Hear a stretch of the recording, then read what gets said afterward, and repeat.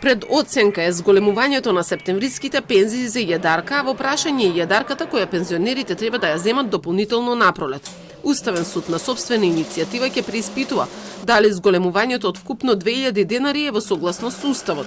Судот одлучи да отвори предмет за линеарното покачување бидејќи смета дека се повредени правата на пензионерите, и тоа со последните измени на законот кој ги донесе власта. Спорно е тоа што во членот кој изменет при пресметката на покачувањето не се води сметка за должината на работниот стаж, за висината на пензијата и придонесите кои се плаќани.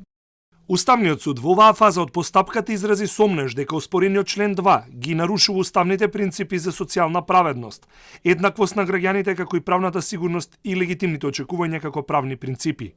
Имено се постави прашањето дали оспорената одредба продуцира дискриминација по основ на износот на пензија и нееднаквост помеѓу примателите на пензии, односно оние пензионери кои имале подолг работен стаж, повисоки уплати во пензискиот систем и повисока основица, добиваат помало зголемување на пензиите наспроти пензионерите со пониските пензии.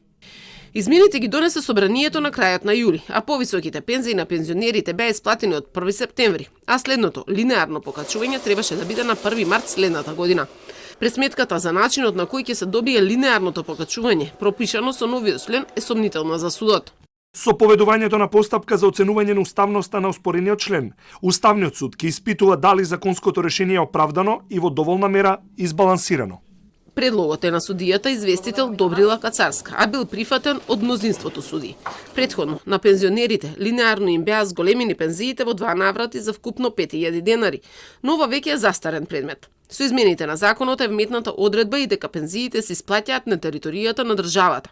Оние кои живеат во странство ја оспорија ваквата одлука, па Уставниот суд и за ова има добиено иницијатива за која допрва ќе одлучува.